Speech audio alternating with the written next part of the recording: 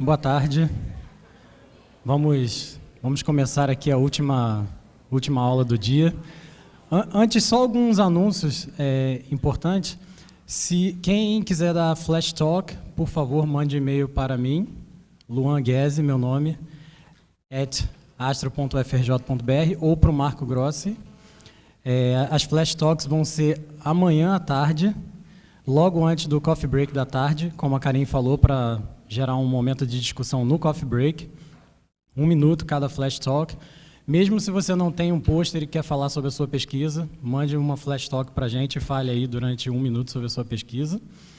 E na quarta-feira nós vamos ter a palestra pública da Rosalie. Essa palestra é feita com distribuição de senha para o público. Então, aqueles que quiserem garantir um lugar, sem ter que entrar na fila da senha, falem conosco que a gente vai reservar alguns lugares para estudantes da escola. Então, deixem o nome de vocês lá com a Cláudia.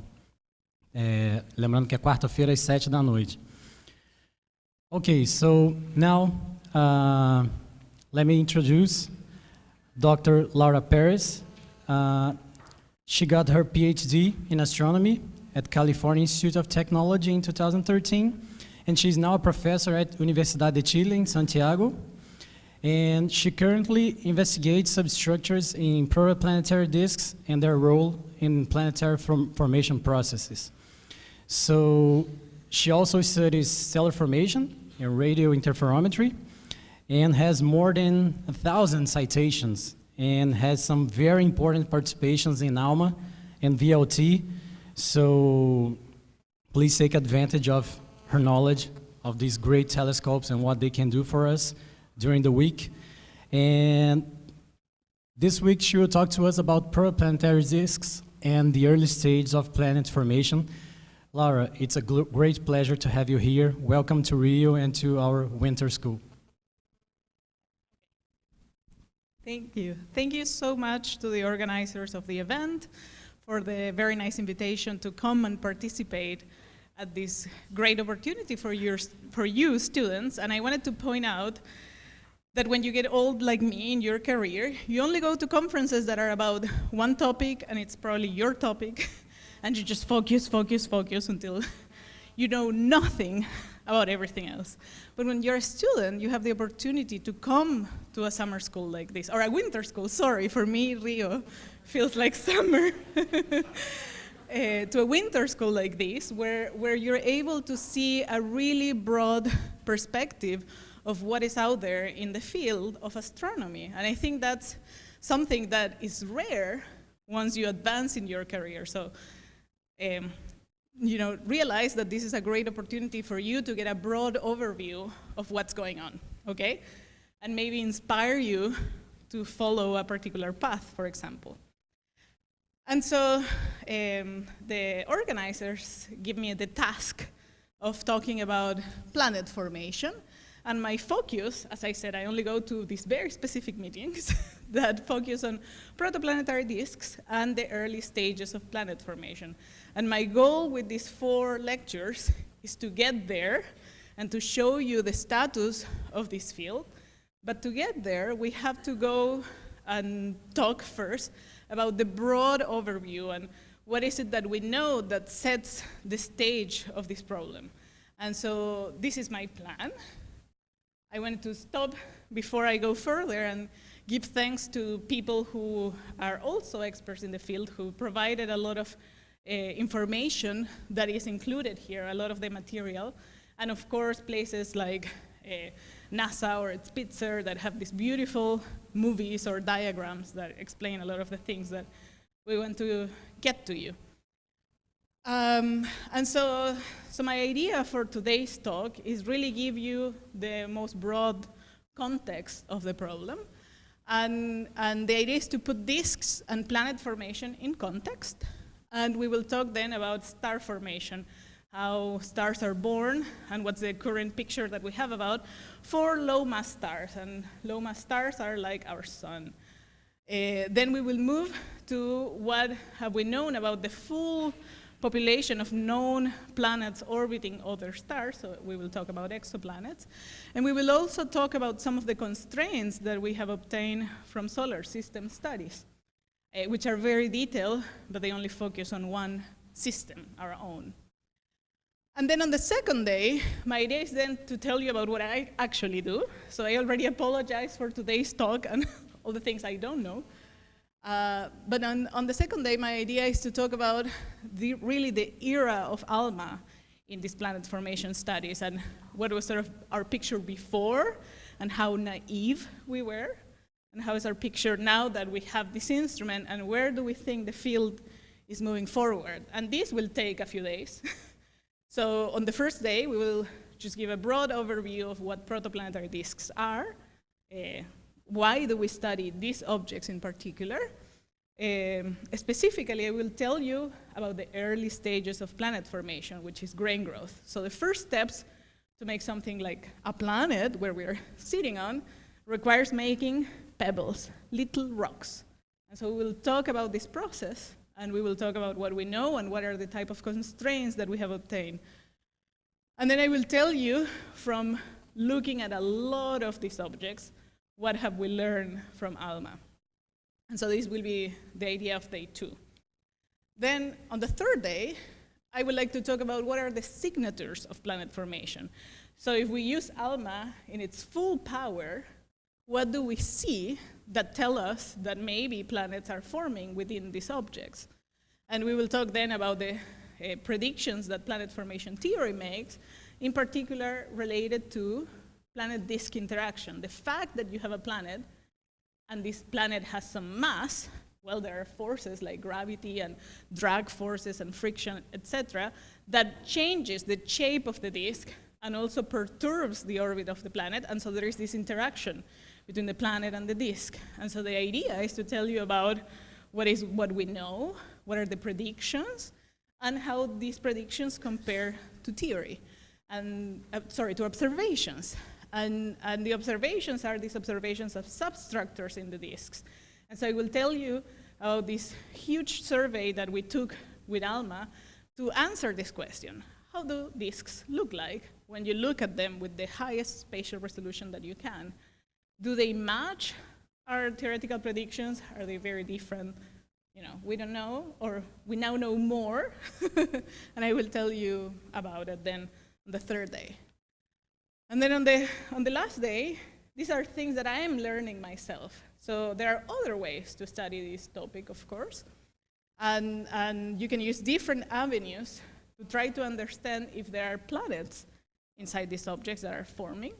And this is something that then I learn now through my students. So I have a student who is working on direct imaging. I have another student who is working on detecting the influence of these planets through kinematics, so the kinematical effect that they have on the complete disk. With a collaborator, we have a program looking at scattered light and observations from this disk. And then I'm really trying to get ALMA time on polarization, because that's another way to study these little rocks that are the early stages of planet formation. Unfortunately, ALMA has not been kind to me with polarization, and I still don't have anything to show, because every time I apply, they say, not this time. So with polarization, I will just only show you what I want to learn, okay? Okay, so, and we will look at all these things, and the idea is to, in between, telling you about what are the open problems in the field, what are things that we can look for in the future, and so this is something that will be interspersed in the talk. So day 1, let's go for it. So before I continue, I just wanted to put everyone in the same scale related to mass and related to distances, particularly because we talk a lot about Jupiter masses or Earth masses in this field, and you're like, what is that? I don't care. Well, I can tell you what is that now, because I made a little table. So, oh, what did I do? There. So this is easy. 1 solar mass is 1 solar mass. Easy. About 1 Jupiter mass, which we call mJup, it's about 1,000 solar masses. I mean, sorry, 1,000 Jupiter masses. This is done in a weird way. I apologize for this. One solar mass is about 1,000 Jupiter masses, okay? So 1 to 1,000. So most of the masses in the sun, only 1,000 is on Jupiter. And then we also use a lot one Earth mass. So one Earth mass is a bit more than 300 Earth masses, is a bit more than one Jupiter mass. And about 33,000 Earth masses is one solar mass.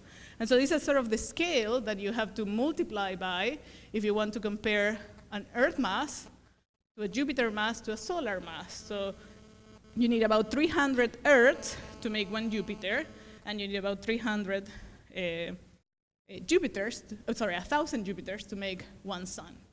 And here's just them in scale to put them also in size scale. And then when we talk about distances, because we will be talking a lot about the solar system, and the basic unit that we use is the astronomical unit, which everyone knows is the average Earth-Sun distance. And 1 parsec, which is something that we use a lot, is about this magic number, 206,265 AU. So about 2 times 10 to the 5 AU will roughly make this approximation. And so if we look at the scale of our solar system, and this you notice is in logarithmic scale, so this is 0 to 1 AU, the distance to Earth, then 10 AU is a bit further than the orbit of Saturn, and Jupiter is about 5 AU. Then we look at 100 AU, and now we're looking at sort of the edge of the heliosphere of the solar system. Then when we look at 1,000 and then 10,000 AUs, we're looking at the Oort cloud, where we think are the most pristine objects in the solar system, left over from the formation of the solar system. And when we look at the closest star, Alpha Centauri, it's just about 1 parsec. And so to put things in context, we will be talking a lot about astronomical units, and we will be mostly looking at disks that are about this size scale, right? So hundreds to thousands of astronomical units. And to put things in even more context, since we've been talking about things far away and big, if we look at our own Milky Way galaxy, and we look at a molecular cloud inside the Milky Way galaxy, we are talking about a few hundred parsecs, and it's here where these young stars are being formed. And inside these molecular clouds, you can find a star-forming regions that is a few to many parsecs. And inside these regions, you will find these stellar nurseries, where you will find one of these systems, one of these protostars collapsing, for example. And now we're talking about, thousands of AU scale. And so these are the scales involved in the system. And let's then talk about the first part, which is the birth of stars. And in our current view of the star formation process, I'm going to move here now. When we look at low mass stars, so stars that are like our sun, we think that the process goes this way. You start with something that we call a pre-stellar core. So this is before anything that resembles a protostar is formed, that collapses under its own gravity, and I will give more introduction later on. And then, so this is more for nomenclature first, but we call it then pre-stellar core before any protostar is there. Eventually, a protostar is formed, actually also a disk and big outflows around it. And now we talk about class 0 or class 1 phase, and this is a classification based on the spectral energy distribution before we could even have a look at what is the structure of this thing. So depending if it was flat spectrum or more rising spectrum, etc., we will classify them as class 0, 1, 2, and 3, okay? So this is a sort of leftover. But this is the protostar phase. Eventually, this material dissipates or condenses onto the central object. The outflows disappear. The accretion becomes more steady. And we're talking about a protostar surrounded by material, a disk. And this disk, we call it protoplanetary, and we will discuss more about it in future lectures. But we call it protoplanetary because we think it has enough mass, so enough material, and it hangs around the star for a long enough time for planet formation to take place. And so this is why we think they're protoplanetary. What is interesting is that the new observations from ALMA might be telling us that the planets are already formed there. There's nothing proto about it. And so we are in the process, and this is interesting because this is psychology too, astronomy psychology, of changing this nomenclature to planet-forming disks rather than protoplanetary, because the planets are forming in there already. They are there. We see kinematic perturbations. We detect in some of them point sources. We detect the effects of these objects. So, but this is something, you know, in a few years, maybe it will catch on. But then eventually, this material makes planets, or it's accreted onto the star.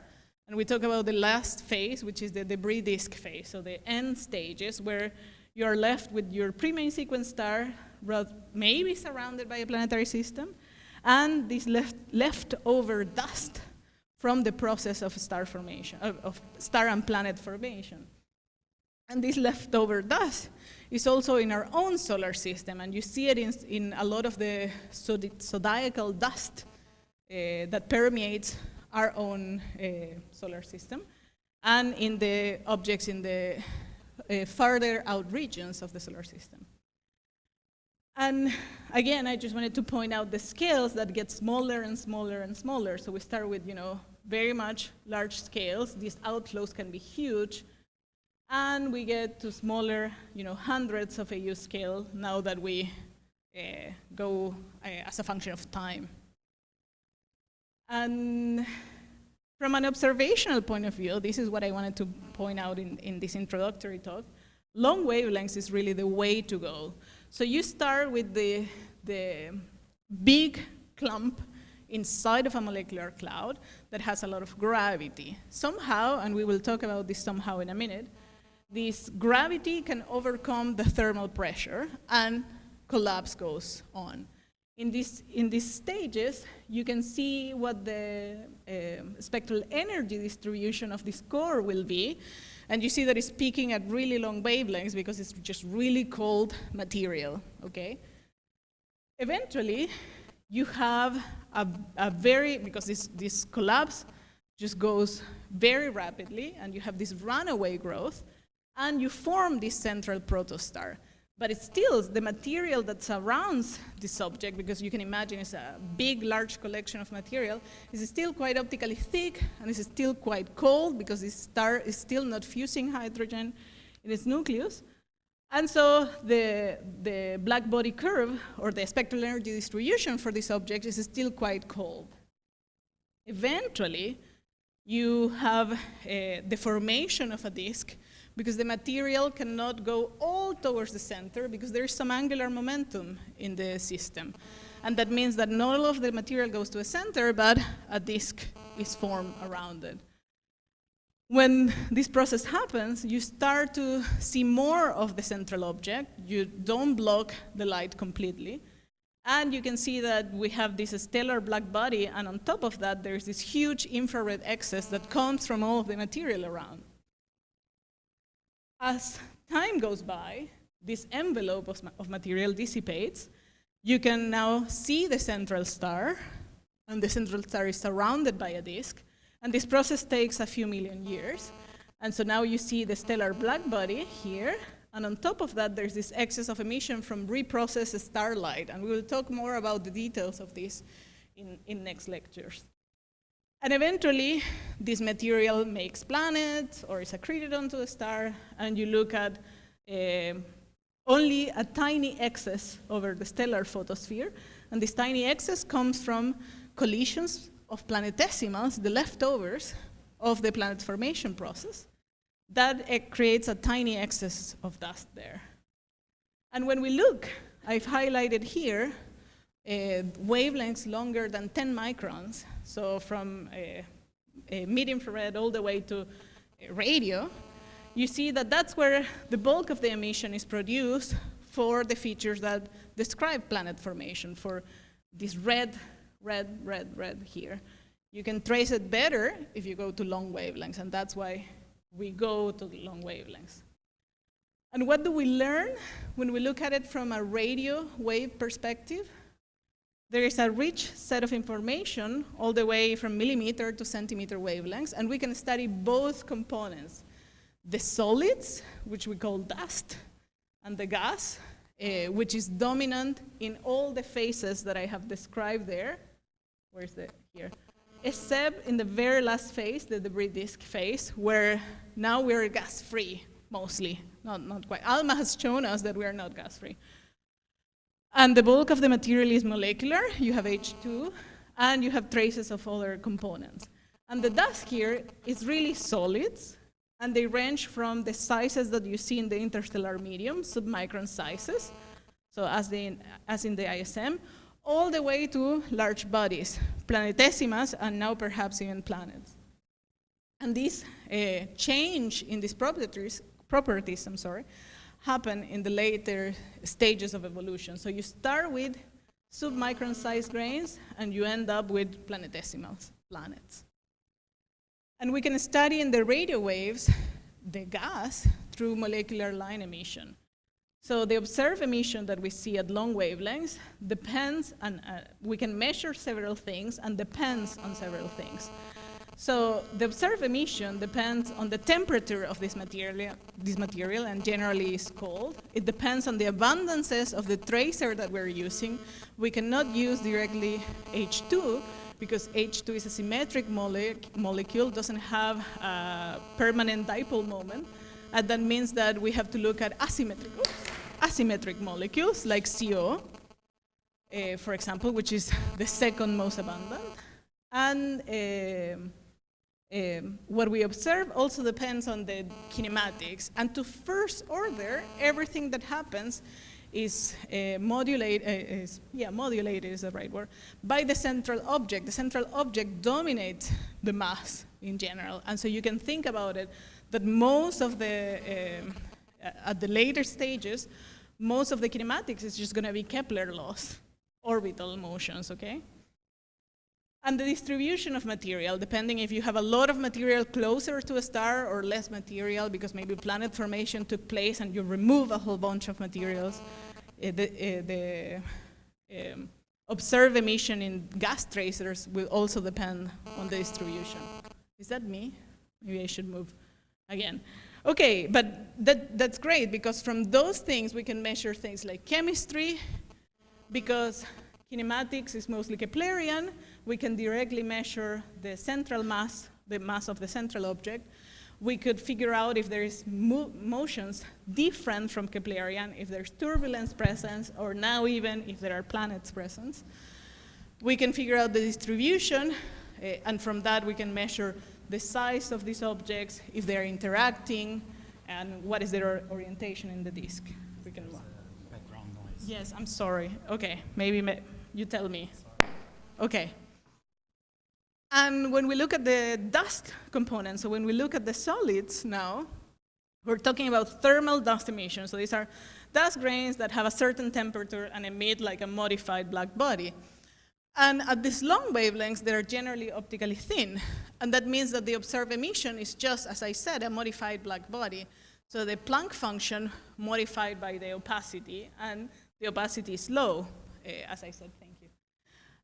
And we can rewrite this opacity, this optical depth, as the dust opacity times the surface density, and the black body function at long wavelengths has this long tail, which is just a Planck function, the Planck approximation, which goes as just the temperature. And so from observing the amount of emission in continuum, so tracing the dust, we can measure a lot of different things. We can measure the properties of the dust, we can measure how much mass is there available, and we can measure the temperature of these objects. And so from these two ways, we can do a lot of things. So this is all the introductory part, and we will go into more details about how we do this in the talk about protoplanetary disks. And so why do we go also to long wavelengths? Well, really, to not be obscured. For the process of star formation, really we have the same abundances that are in the interstellar medium. So gas and dust are associated with an abundance of 1 to 100. So the amount of dust is 1 to 100 times the amount of gas. So the gas dominates the mass, but as you can see in this visible image, the dust dominates the absorption. So you cannot see what's happening in this background, bright background, because there is this massive nebula in front that is blocking this starlight. But if we look at it with ALMA at long wavelengths, what you see is shining this nebula in all the gas that it has. So it's very massive in gas, and we can say things about the status of this object from these type of observations. And in the dust, we can really separate things into the optically thin and optically thick regime. So what I'm showing here, this is just a strange way of showing things, but what I'm showing here is just the amount of material, so the surface density, that you need to become opaque at a certain wavelength. So if you have 10 to the 4 grams per centimeter square, you're optically thick really at all wavelengths, so no hope. You will not see what's the bulk of emission in that case. But if you're, in this regime of 1 gram per centimeter square, then at long wavelengths, particularly at radio wavelengths, you will be sensitive to the bulk of the mass because you can really count every dust grain because you see the emission from every dust grain. And so if we look at the surface densities inside protoplanetary disk, for example, they are roughly in this range, depending on where in the disk are we looking at. If we're looking at the very close to the central star, it's incredibly dense, and you probably are optically thick even at long wavelengths. And if we look at the farther out, and we will show this in a different way later in this week, then you're in the optically thin regime. And so this is just a cartoon explaining this. This is the famous image from ALMA of HL tau. If you're looking at the core, you're probably optically thick. If you're looking at the outer parts, you're optically thin. And if you're looking at the gaps, you're also optically thin. And this is great because it means we can, in the optically thin regime, we can really count the amount of mass present there, the amount of solids. And so when we want to make a star, the first step is to just get gravity to act. And so the first step is this gravitational collapse. So what happens, this is a question for you, if we let gravity act over a collection of material? I see someone saying, well, if this distribution is not perfectly uniform and infinite, it will collapse.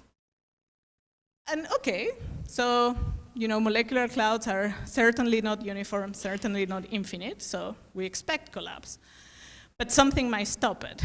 What are the things? What can stop gravitational collapse? This is my only asking to you slide. Well, easy. Pressure. Pressure. What type of pressure? So you have gravity trying to make this thing collapse, and you have pressure.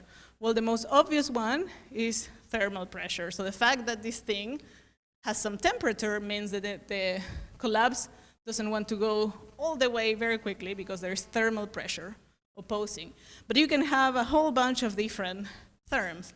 If you actually make it to the protostar stage, you will have radiation pressure and you will not be able to collapse further. There could be magnetic fields because we know there are magnetic fields in the molecular cloud. The magnetic field will oppose this collapse. And there's a sort of tug war between gravity and magnetic braking, for example.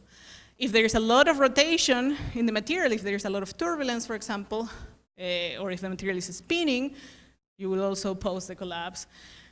Once you get to try to form a brown dwarf, well, what stopped the collapse of a brown dwarf? Well, the generate pressure of electrons. And so there are many different things, but the most important one is this thermal pressure of the material. So what do we want? We want to make a star with a very high particle density, and we start with gas and dust that is actually not very dense, even in the densest part of molecular clouds. Something that helps, we're sitting in a molecular cloud, so the temperatures are quite low. And that helps with the collapse because the thermal pressure will not be so high. We will start with a low thermal pressure. The problem is, as we are collapsing, this gravitational collapse will convert this into thermal energy, because as you know from thermodynamics, if you make a compression in a gas, these particles are going to respond with more kinetic energy and with a rise in temperature. So how is it that nature has solved this? Because we know stars form. You probably know this. You've seen it in your basics stellar classes, and luckily there are molecules in these clouds. And these molecules have collisions between them that transform this thermal energy that has been rising due to the collapse into photons, because these collisions generate rotational and vibrational modes in molecules, the most abundant molecule, H2, that then radiates all of this energy in particular lines that generate these broad molecular bands. And so it's a good thing that these molecules are there, because if they weren't there, we wouldn't be able to have collapse, and we wouldn't be able to form stars, and we wouldn't be able to be here having this talk, so great.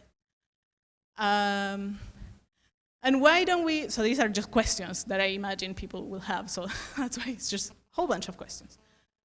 Okay, so great, you have the collapse, and you're in this molecular cloud, and you have molecules that help you get rid of the thermal energy, but why don't we just make one big star?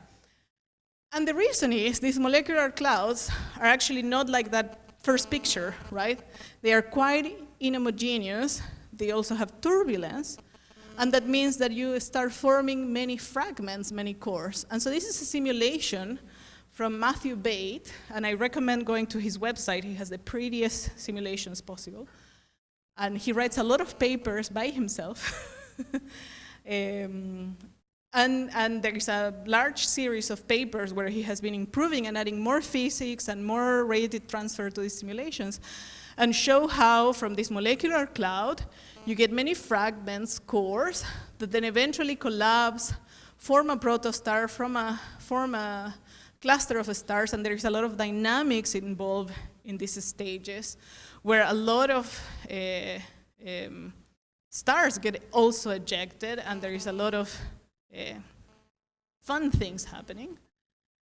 But what is interesting is that you don't form one big star, although you start with this one, parsec fragment that has 50 solar masses. You don't form one 50 solar mass star. You actually end up forming a whole bunch of low mass stars.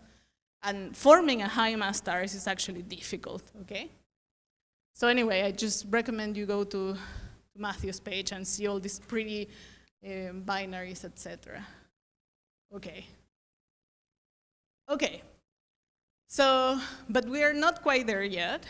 As the density increases, then we make the opacity go high. And so that means the photons cannot escape so easily. And that's what happens. Then heats up that core. And you have the thermal energy increasing and increasing. And at some point, you get so dense that the photons cannot really escape. This region is opaque to the radiation, and that's what we call the formation of a protostar. And we call it either protostar or pre-main sequence star. And during this phase then, which is the phase that I was describing after the prestellar core, you have practically constant accretion, and there are beautiful equations that show this in the famous Staller and Pala star formation book. So I recommend you to take a look at that if you're interested. And if we look at the Kelvin-Helmholtz collapse timescale, we're looking at somewhat longer timescale for a low mass star, and very rapidly collapse for a high mass star. And when we look at actual models that describe this, so this is an HR diagram showing, here's the main sequence when you get to actually fuse hydrogen. Well, these stars all start somewhere here and evolve very rapidly if they are only 15 solar masses, and take quite a long time if they're low mass stars, and they evolve differently in this diagram. And I wanted to point out, although these luminosities and these temperatures are similar to those of a star, we are still not fusing hydrogen into helium in its nucleus. It takes a while to get there. Now, how old are these systems? Well, as you saw in the Manuela's talk, there is also difficulty to measure stellar ages when you're near birth. And there are different issues. One is that we still don't agree with the models, so the models have a slightly different physics, and you still have slightly different answers for the ages. So this is 10 to the 6, and we were talking that for low mass stars, it takes about 10 to the 5, 10 to the 6. So it's like our constraint is and our error are as large. So they are very similar. So here are just 3 stars, A, B, and C, and you can see that 2 models, one that has 2 million years old and one that has 4 million years old, go very well through star A and B here, but they don't really match the 2 million years old for another model, which now goes through C. So there is still quite a bit of uncertainty here. And the other issue is that these stars, when they're young, they're quite variable, and so there is intrinsic uncertainty in their luminosity. And this RMS, that here I'm showing it for the Orion Nebula and some other famous star-forming regions, is intrinsic and will create an error then when you want to plot this star into this HR diagram, because it will vary as a function of time. And if you want to read more about all of these issues, there is a very nice paper dealing with this. So the star birth happens, as I said before, together with the disk. So this molecular cloud that is collapsing will have some angular momentum. That means that the collapse cannot just go radially, directly towards the star, but there is some component that is angular, okay? And this angular component means that you don't collapse completely towards the center, but you end up forming this disk around the protostar as a function of time. And this is just a different way of showing it. And this disk is great, because this disk feeds the protostar slowly, so that it accretes material slowly, and that brings material from the far out regions closer to the central object. So we have sort of a wider region from which we can accrete mass, and also hangs around a long enough time for planets to form. So it's a good thing that there was some angular momentum in that collapsing cloud. And the formation also happens simultaneously with the formation of an outflow.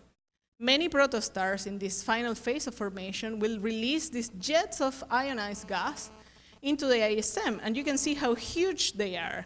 So here's one of these disks. This is an optical image. So the disk is actually seen as a dark lane here, because it's completely edge on. So it's like we were looking at the disk here. So we don't see the star, we only see the illumination that the star does in the edges of the disk. And we see this jet in a particular line that shows that it's ionized material. These outflows, as I said, are generally aligned to the axis of rotation. So if we look at the kinematics of this disk, we will see the rotation going this way and the jet being perpendicular. And what we think happens is that as the material that made the star collapse dragged the magnetic field, because there was a magnetic field in a molecular cloud, it dragged it together and ended up pinching it at the location where the protostar is. And because there are different velocities as a function of radius, because as we said, most of it is just Kepler, right? The velocity changes with radius. This will make a distortion in this pattern that should be pinched, because the inner regions will be rotating faster than the outer regions. And so this will create these helical shapes, and this will end up launching these jets. And what is interesting, though, is that we are still in the stages of trying to connect the physics of the magnetic field and what's happening on the jets with what happens in the disk. And right now, this is why polarization observations are interesting and important. And right now, we're stuck, because turns out dust grains are trying to give us polarization that has nothing to do with the magnetic field. And I will spend some time talking about this at the last part of the 4 talks that I'm giving. So eventually, you get to enough density and enough temperature that you can begin, finally, fusion in the nucleus of this star. And this energy that is released dramatically, because it's a big change to go from Kelvin-Helmholtz contraction to actually fusing hydrogen, that you're able with radiation pressure to stop this collapse. And you end up with this 0H main sequence star shown here. And maybe you're asking, so we skip all the disk evolution and all the planet formation, and you were telling us they take place as the star is being born. Yes, and we will discuss this at a different lecture.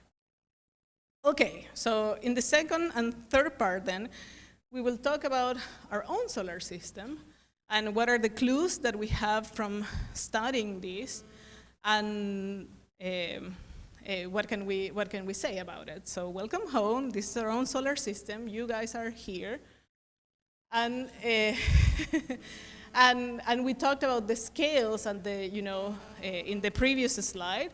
And here I just wanted to point out that you have these 4 inner rocky planets, you have these 2 gas giants, and you have these 2 ice giants. And when we look at it in Earth masses, you have these rocky planets to be below 1 Earth mass. You have these gas giants be about a Jupiter mass, slightly less. And these 2 ice giants, which are really like much more than super Earth, they're 15 to 20 Earth masses. And together with these 8 planets, we have minor bodies, dwarf planets, asteroids, comets, Kuiper belt objects, zodiacal dust, etc. And when we look at the definition of a planet, I just put it there in case someone asks me, it has to orbit a star, has to have enough mass to be like round, so hydrostatic equilibrium, and it has to have clear its orbit, and that's why poor Pluto got kicked out of this and became a dwarf planet. And as I was pointing out, within less than 3 AU, you have all of the terrestrial planets, and further out, between 5 and 30 AU, you have the giant planets of the solar system. And all of these planets orbit roughly coplanar in the same direction and have low eccentricity. And most of them, except for Uranus, rotate in the same direction as they orbit, as you can see in this diagram here. And here's the weirdo of our solar system. And what I wanted to show here is that if we look at the density, they are quite different. Although the terrestrial planets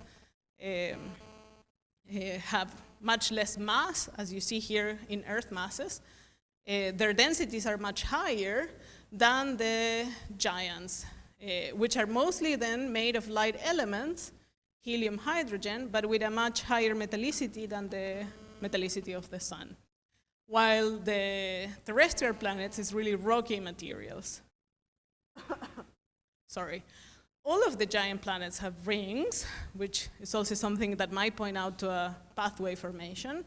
And they have plenty of moons as well, while the terrestrial planets have moons that might come from a different way. And in between, there is this asteroid belt.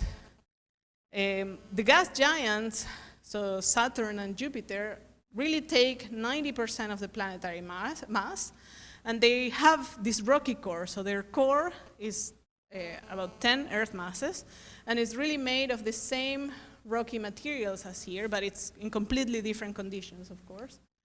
And the ice giants have smaller rocky cores, and they have ices in their surface, in their atmospheres.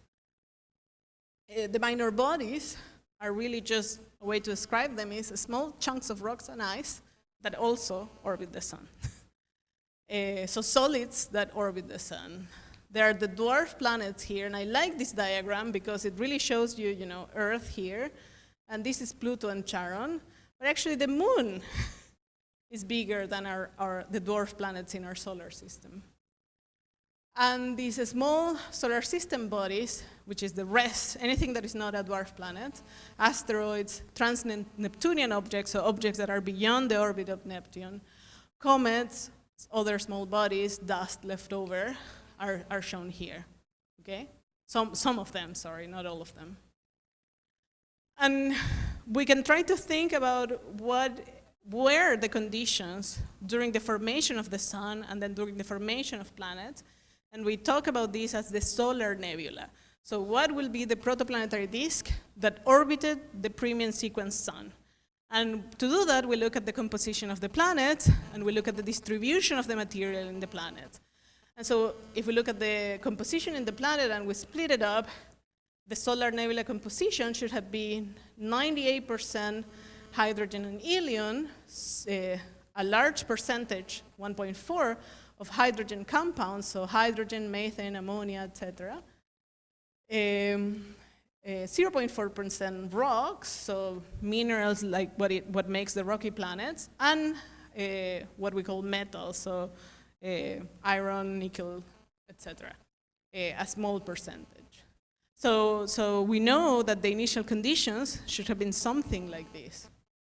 On the other hand, we can think about what's the minimum mass that the solar nebula should have had if we want to make the planets in our solar system. And to do this, we take the planets, so Mercury, Venus, Earth, Mars, blah, blah, blah, and we split their mass within their orbit. Look that this is logarithmic scale. So within the halfway through the orbit, so they orbit here, and we go halfway one way and halfway the other, and put all the mass in Mercury, we split it in this ring around its orbit, and figure out what will be that density. And that's what it is, okay? So this is a density here. Density in solids, metals, okay? Then we go to the next planet, Venus, and in between Mercury and Venus, and in between Venus and Earth, we split all of the material of Venus and spread it around, and this will be the density. And the person who did this the first time realized that there's actually a trend. It goes down as we go further out. And if we then include the amount of mass that we will need in gas to reach solar abundance, solar metallicity, we add all of this hydrogen and helium on top of this to get to what should have been a bare minimum if we didn't lose any planets and if we didn't lose a lot of mass from the protoplanetary disk. This should be the minimum mass present in the solar nebula. And so these two constraints are important because they inform our models for planet formation in the solar system.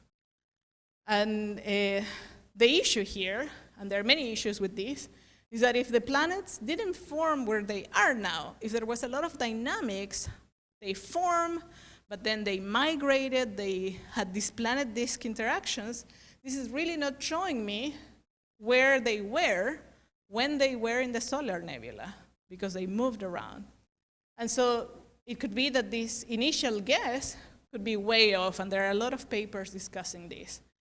Something that is very interesting, though, this thought experiment gives us this minimum mass to form the solar system. And then we say, okay, let's measure the mass of all the other protoplanetary disks that we know of and compare it to feel like we're normal, like the other disks. And turns out that most disks have masses below the minimum mass solar nebula. So we're weirdos. We have much more mass than 99% of the disks that we have observed. So this may hint as to how common or how uncommon the solar system is. Another aspect is to look at the oldest solid objects in the solar system, meteorites, and we can look at these regions here, crundules, which are tiny blobs in these meteorites that are small, glassy, and mostly spherical, and that have sizes up to 1 millimeter, and they are really igneous rock. And if they're so round, it means they were once molten. And so they have had to been heated up to melt rock. You need to get to 1,300 kelvins.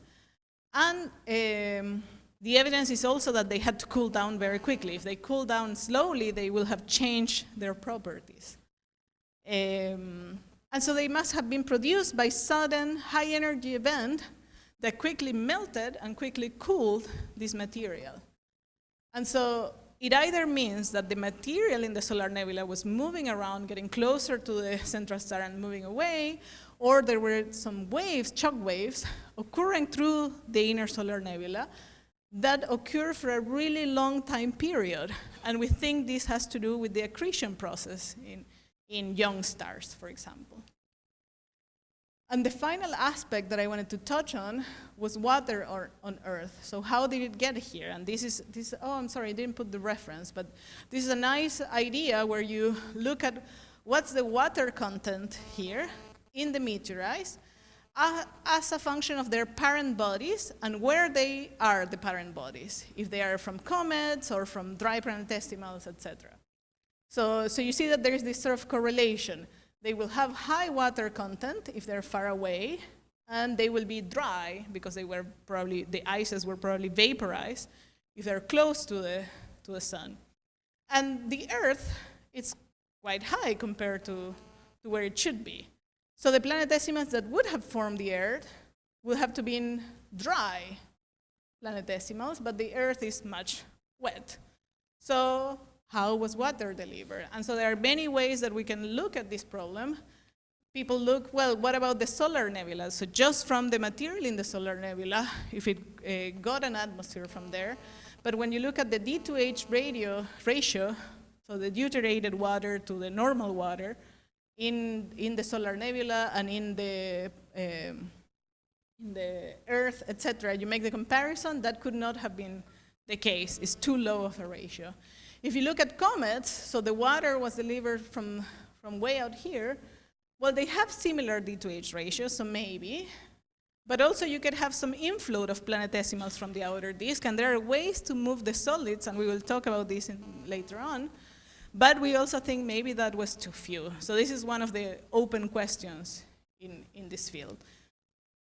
We live in an epoch that is amazing, the golden age of everything, astronomy, solar system exploration.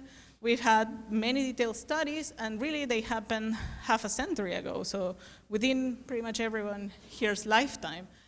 And I wanted to just highlight two, the New Horizon flyby at the edge of the solar system. So it took a look at Pluto, and very recently a Kuiper Belt object, and just 4 days ago they had their first paper published, and I just wanted to highlight from Ultima Thule, which is this Kuiper Belt object that actually when we looked at it had a very strange shape, has these two lobes, very smooth, round this way, smaller, less smooth, it has something happen to this lobe here, and this neck in between. And from the measurements that they have done, they really think that the formation process for Ultima Thule was this gentle merger, which is what you will expect in the outer reaches of the solar system. You have this binary, and you need to dissipate the angular momentum so that they gently merge, not like boom, and then break apart, gentle. And the way is, maybe there were more components in the system, and we know of systems in the Kuiper Belt that have multiple components. And so you eject some of them, and you can get this merger. You could also have drag forces in the solar nebula. So back when the solar nebula was, you can lose angular momentum through drag, and we will talk about this also in future talks. But what is great is that this also put constraints on the conditions of this protosolar nebula. And something to look forward to is this OSIRIS-REx, origins, spectral interpretation, resource identification, security. I laughed at that. Regolith Explorer. And this is a near-Earth asteroid. And near-Earth, because you can see here, they following each other. So here's the asteroid in green, Earth in blue. We launch the space probe, but you see that this is one of the asteroids that cross the orbit of Earth. And it already reached, and it's been taking pictures of this asteroid already. But the cool thing is that it will take a few grams or ounces of asteroid surface or regolith. So it will take a little sample from the surface, and then it will come back to Earth. So we will get to see this pristine material of this guy. So this is the asteroid as it orbits. It orbits quite rapidly, so they think this shape that it has, that is more extended in the equator, is due to this rapid orbit. And what is amazing here is that the largest boulders here, which come here, are about 10, 20 meters. So like you could go take a walk, rock climbing in this thing. It's amazing. Okay, and this is one of the asteroids that is pristine, carbon-rich, half a kilometer across. So you really could take a walk on this. The bad thing is that we can only get this detailed information in a single system, our own solar system. But we can know a lot from just looking at exoplanets. And so this will be the third part of this talk, extrasolar planetary system. Well, it's been a dramatic switch in this field. I actually didn't check before this talk. This is from March 21st, so only a few more months. I have no clue if we surpassed the 4,000 counts or not. Maybe someone here knows. But it's been dramatic, exponential increase. And you can see where new missions were being put forward here. And how different are they? So I point out where Jupiter is, where the Earth is, and most of the planets in our solar system sort of lie somewhere here, and what we have found has nothing to do with our solar system. So they're quite different. And how do we know they're here? We can detect them via a variety of methods, and we will discuss the more famous ones. Radial velocity and astrometric methods rely on the fact that there will be a reflex motion as due to the gravitational influence of a massive planet, because the star and the planet will orbit around their center of mass, not at the location of the sun. And so this will move the sun around as Jupiter goes along. But it's not that simple, because in our solar system there are more planets than just Jupiter. So this is the prediction. Here's the center of mass from 1960 all the way to 2025. So it will move quite a bit if you consider the rest of the planets in the solar system. And what I wanted to point out here is that this is half a millisecond, this bar here. So the maybe 1 millisecond for the sun. Crazy, huh? It's tiny. So this requires very sensitive and very highly technological advances to get this to get to this, okay? So let's just look briefly at some of these methods. Radial velocity, so you see here completely exaggerated change in the Doppler shift as the star comes towards us, goes to the blue, and then as it goes away, goes to the red. And you measure these changes, this wobble, via the Doppler shift, and you measure it periodically. So you better do this over and over and over to convince yourself that this is there. So you can measure a period, and you can measure the velocity times the sine of the inclination, because you don't know this a priori. And from this, you can get then the mass of the planet times the sine of the inclination and the size of the orbit, the separation. And here's the first one discovered, 51 Pegasus. There is about 1 Jupiter mass, and it's in a circular orbit, so it really looks like a very nice sinusoid here. But what happens if you're in an eccentric orbit? Well, you get a completely different curve for the Doppler shifts. And so here's another one, an eccentric planet, 10 Jupiter masses, and a recent discovery. And for a quite eccentric planet, you completely change the signature. There are new instruments coming up that will reach precisions of 10 centimeters per second. So that's like me walking like this. Crazy. And that should go down to Earth mass type planets. The other one is the transit method. So as the planet goes around in front of the star, decreases the measured brightness of the star. And if we see these periodically, we can infer the period of the orbit. And from how deep this transit is, we can get the ratio between the planet mass and the stellar mass. So we can measure the size of the planet and the orbital distance, okay? And again, you need you need this to be periodic. And here are some light curves from Kepler, where you can see how different the depth of the transit is as a function of the planet mass. And you can see, you can barely see the dot here for this transit curve. You could actually do even better if there is an unseen object that is perturbing the orbit dynamically and might not be producing transits, but is changing the center of mass. So now the orbit of the star around the center of mass is different. You will see that at different locations of the orbit of this planet, the green one, you will see an early transit. Later on, you will see a late transit. And at some points, you will see it on time. So as you measure the transit over and over and over, you can guess that there are other objects in there. So it's another way to measure this. And so here is one of these results where you see here's where the transit will be in time, and here are the transit timing variations to measure then the presence of an outer non-transiting planet that has this mass. And so this way you can build up the shapes of these planetary systems already. Another way is through microlensing, which is really the warping of space. So if you have a star that goes in front of the star that you are monitoring, there will be a brightening of the star that is being monitored due to this warp of space due to the gravitational field of this star. And if the star has a planet, this will happen twice. And yes, and you will see a deviation that will take a really long time, days, with a particular, very particular shape. And on top of that, as the planet transits, you will see, boop, a blip that lasts much, much shorter. And so there have been a handful of planets detected with this technique. The final one I wanted to talk about is direct imaging, where you have to block the stellar light to get to see the faint thing behind.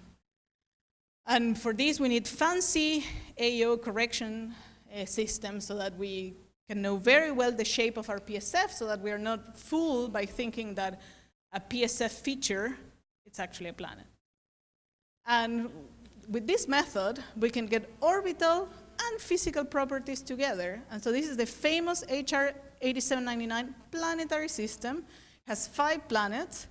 You sometimes can see them all, and you can see them that they orbit exactly Keplerian. The ones further out, slower than the ones closer in, and we can get spectra and measurements of their actual physical properties, because we can also measure the luminosity of the planet. Here's another one, Beta Peak, that in 2016, I think, as it was orbiting, it went behind the star. So the last one is October, November 2016, and then nothing. And then you waited until September 2018, and it came back on the other side, orbiting as it was expected.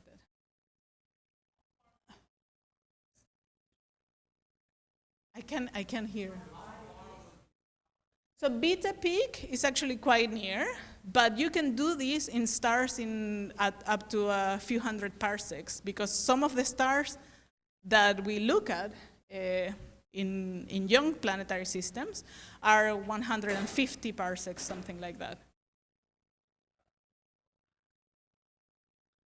It varies. For direct imaging, you need a star that is well behaved with the AO system, and so you need something that it's sort of bright at the right bands, and it could be anything from M to MKG. Sure, sorry.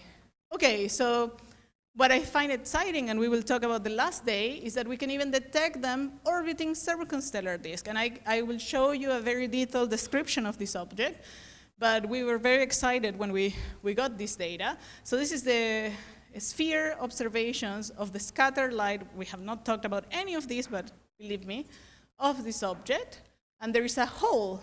So the star is being blocked, and there's this big hole. And inside this hole, there is this guy hiding. This is the first time we detected a planet information inside of one of these protoplanetary disks. And we know it's a planet because we see accretion onto it. Crazy. Okay, so these techniques allow us to probe different regions very close to a star in radial velocity, very close to a star with transits. Direct imaging is great because it allows us to go really far out. And I put the circumstellar disks here because we can also probe the circumstellar disk regime, so the protoplanetary disk regime. And we can measure several physical things. And when we look at how different these are, well, they're quite different. We have found this population of hot Jupiters very close to a star. We have found super Earths, which we don't have in our own solar system, things that are slightly more massive than Earth. And of course, the population of gas giants. And, sorry, I'm just worried about time. Okay. We know from doing statistic studies that there is a metallicity dependence. The more massive planets orbit the more metal-rich stars, and lighter planets don't seem to have a preference, so metallicity matters. Planets are everywhere. The low-mass planets are the most common. Most stars host low-mass planets, 50%, crazy, and only a small fraction host some of these gas giants. And when we look at planetary system architectures, more planetary system architectures are coplanars. The planets within 1 AU are extremely common when you look at a synthesis population of planetary systems from what we have observed. And the innermost planet is more commonly very close to a star, maybe at the edge of the protoplanetary disk. We also can look at habitability, so the region where liquid water could pool on the surface of a star. And what you can see is that it's very important, at least so far, to look at the low mass objects where finding these possible habitable planets is easier. So there's plenty to be tackled in the future. We want to know how uncommon is our solar system, if there are properties in the planetary system that correlate to the star. We want to understand about habitability, and this is what I'm interested in. What in the initial conditions determines the outcome? And this is then what we will be talking about in the future. And in terms of exoplanets, the future brings very exciting missions. There's TESS, which is having a 4 times larger survey area than Kepler, so much larger. And we already have some of the first planets here. And isn't it crazy? It's going to be looking at the entire sky, and you can see some galaxies being annoying there in between. There is ARIES at VLT that will allow us to do direct imaging very soon. And here's an example of what we could do. So we could get a spectra of HR 8799, but at long wavelengths. And that will allow us to discern between different atmospheric models, okay? So we want to connect it all together, and we say, we know young stars evolve quickly, they evolve together with the disk and these outflows, and we want to look at these objects in molecular clouds and at long wavelengths if we want to not be obscured by dust. And so this is on one hand. And on the other hand, exoplanet studies tell us about the end product, while the solar system give us exquisite info, as we saw, but it's only on one final outcome. And somehow we have to piece all of this together. And all the future lectures will focus on this phase, the protoplanetary disk phase. If you want to read about this, I will say start from the basics. And there is this very nice series, the protostars and planets. And the last one is 6, but there will be a 7th one next year. And these are all papers that go from molecular clouds, review papers, so easy to read, from the molecular clouds and star formation all the way through astrobiology, okay? And I wanted to finally advertise, because we're here, that we have a PhD program at the University of Chile, and I will be more than happy to receive some of your applications if you're interested there. And they're online between October and November, and you can check the website. We also have postdoctoral fellowships. If you're interested, it doesn't matter which faculty member and what they work on, tell me what you're interested in, and I can tell you which faculty member. And you could think about doing a fellowship in Chile for your postdoc where you get access to 10% of telescope time at ISO, ALMA, etc. And finally, sorry?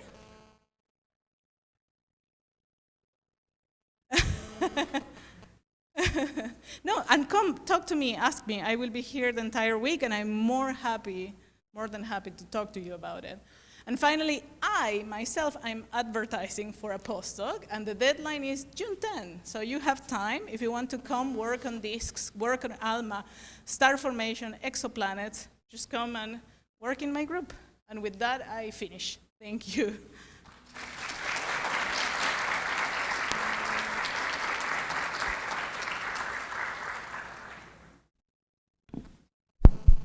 Thank you, Laura. Questions, comments? Okay.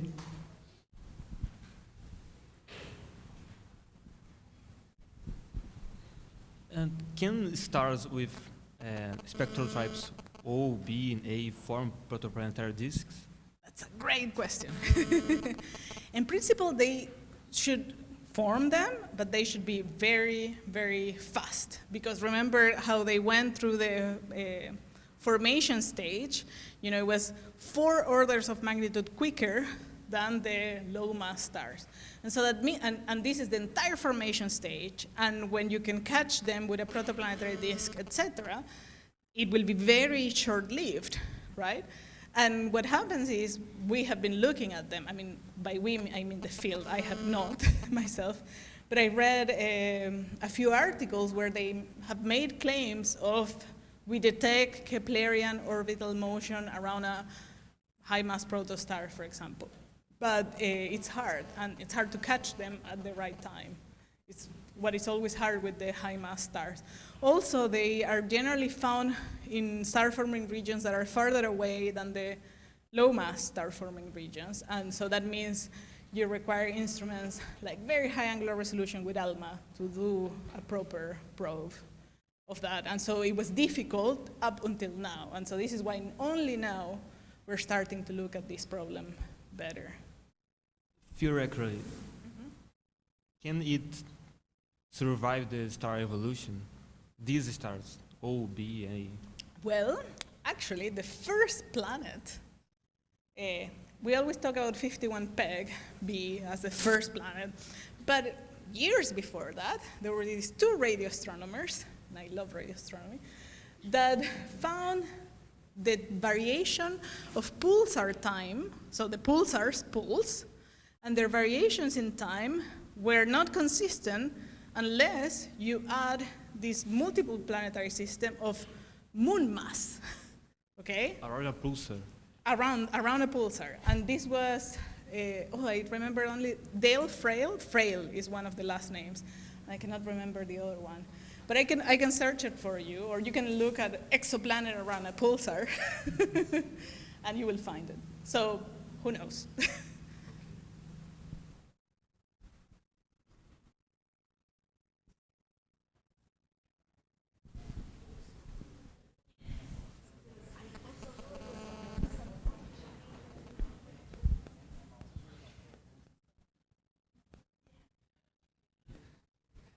Hi. So I know that there is an observational bias around the detection of exoplanets, but what do you think about the order of planets, the rock planets near the star, and the giant planets, the formation of bigger cores, outer, far away from the star? Do you think that based on models of protoplanetary disks, do you think that that is expected so to find that? There are some ideas, and one of them, and we will talk about this later on, but one of them is that there is the location of what we call the snow line, which you can imagine it like as the habitable zone. There's a region where if you're too close to a star, water will be vaporized out of the nebula, out of the protosolar nebula or the protoplanetary disk. And further away, it will be in solids because it will be too cold to be in the vapor, to be water vapor. And there is this zone in between. And if you look at and you make predictions at the location of these for the protosolar nebula, different models will show that the location of the terrestrial planet-forming zone coincides with the location of this snow line. So inside of these, you should be forming rocky things without these big atmospheres. And then further out, you should be forming more like Jovians, you know. Yes, but I mentioned the size of the size of the nucleus of the planet, because I know that far away you can have more gas and the formation of bigger planets and so on, but in the first part of the formation of the planets, the formation of bigger cores outside of the far away from the stellar. Do you think that this is common to happen? Well, this is one of the unsolved problems, because in one hand, we will expect that to form this rocky core of 10 Earth masses, it should have happened closer in. But on the other hand, when we look at image extrasolar system, we see these massive things at much further distances than the location of Jupiter, for example. And so HR 8799, it's all massive things which must have a massive core. And how the hell do you form a massive core at 20 AU, 50 AU, 90 AU? And one of the solutions is through a different pathway of formation. And we will be discussing this, but you expect if you have gravitational instabilities in a disk, this is a way to collapse the disk in an object like a planet and create a massive planet without invoking the standard planet formation way. But for this, you need very special conditions in the disk as well. And before some of the ALMA studies, we didn't know if these conditions were present. And so many people were rejecting this idea of GI as a way of forming planets, until some of the new observations show that no, actually you could expect gravitationally unstable disks. And thus you could expect maybe to form planets further out at further distances and the rocky cores needed. But we will be discussing some of these issues in some of the future lectures. Okay, thanks.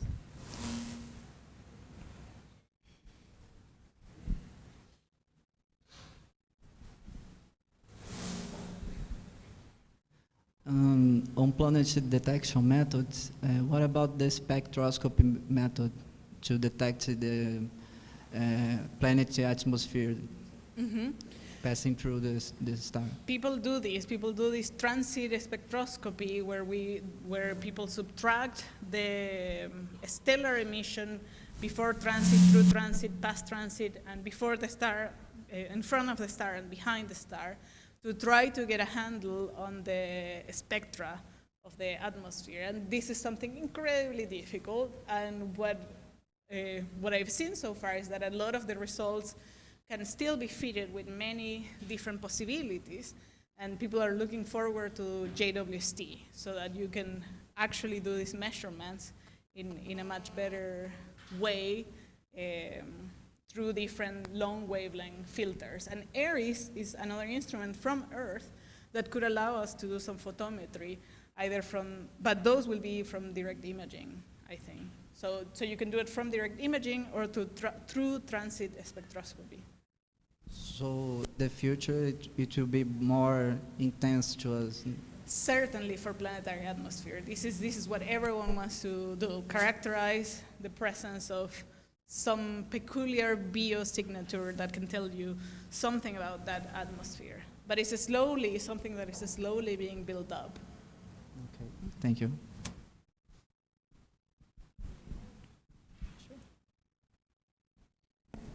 The question is about the binaries. How you do put binaries in this whole scheme of the formation of the planetary systems? And in terms of, very easy questions, no? In terms of the detections of any binary with a planetary system, I have no idea really. Okay, so what I can tell you is I was one of the people that avoided binaries because like, oh, that's hard. But then we got this beautiful data set on a binary system interacting and with hints of planet formation. And this is great because, and there are many things that we learn about this, and I would like to not spoil the future talks, but this is a great question because from the exoplanet size, when people look at binaries, they see that the exoplanet fraction is lower, okay? If you look at single stars, you expect a higher probability of finding a planet and lower in binary. So there's some, how do you say this? Quenching of the planet formation possibilities.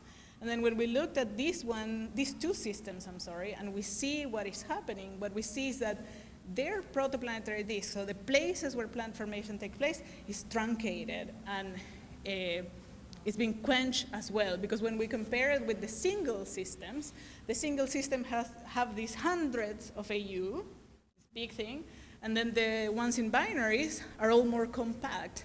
So we might expect that those would be able to form things close in, but who knows, because generally in binaries, when they have disks, it's different than two binaries. The disks will interact as well, and so that creates a mess, and so who knows, I mean, you have the material, but I don't know if I can claim you can form planets. But in one of them, when we see the interaction, we actually see evidence for one of these gaps. And the best explanation so far we have for these gaps is something that has formed there that is carving out this gap. And so maybe in this one system, although it's binary, you're still able to form planets. But this is a new avenue of my research because I was avoiding them. But then we got the data, and when you get data, you follow it. Yeah. In terms of models, that's what people expect is that planet formation will certainly be quenched, and it depends on how much the interaction, how close the interaction is, and which way it is, if it's prograde, retrograde, if you end up stealing mass, or if you don't steal mass. I will show some of the recent work of binary interactions, for example. No, thank you. Hi, Laura. Thank you so much for this very excellent lecture. I would like to, we're trying to obtain, to connect the abundances of stars and, the planet formation. And a little bit, just follow the easy. When you compare the abundances of stars isolated or in a binary system, we find, different results. And we're always trying to connect this planet formation with the abundance, with the metallicity, the global metallicity of the stars. And we are right now trying to know that lots of people find different results. So could you extend a little bit on that, on this stellar metallicity stars connection? I think something also incredibly interesting that is sort of new and that it hasn't really been explored, because our samples where we look at protoplanetary disk are still tiny. So we are not able to take a look and do a full survey of an entire star-forming region where we look at the disk mass and disk properties. So this is something that is slowly being built up through ALMA. So I cannot tell you about an unbiased survey of anything in disks. And so I cannot tell you if there is a connection of the high mass stars having the high mass disks. High metallicity having the high mass disks, because we still don't have these large enough samples. We're looking still at the tip of the iceberg in a way. So unfortunately, I cannot tell you. Sorry. First of all, thanks for the lecture. My question is, statistically speaking, or theoretically speaking, we can expect at least one planet from all of the protoplanetary disk we find, theoretically speaking, or there is a model where you got this disk and we don't have a planet? This is interesting because I think most of the models are informed either by the minimum mass solar nebula, right? Because before we didn't even know about others, so we were looking at the minimum mass solar nebula, and a lot of the models are still done for those type of system, but that's a weirdo in terms of mass. When we look at the mass of these disks, turns out they have much lower mass. So if we accumulate all of the mass, maybe you can do something, but the entire disk mass, something like a planet, but that will mean taking material that is sitting at 100 AU with material that is sitting at 1 AU. So that is rough. So I think the modelers probably don't model your low mass disk because it probably will not show anything exciting. And the observers are still, and this is just because we're at the edge, right? We're still observing the brightest objects, and the brightest objects are the most massive. And so we're slowly going down this list and going down to what is the more typical, and maybe we are not typical, right? What is the more typical that you expect? And yeah, so this is the status of the field, I guess.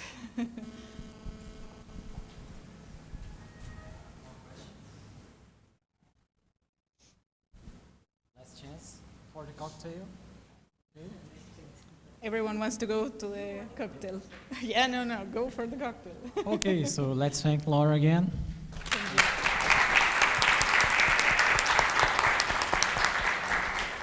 Now to the cocktail.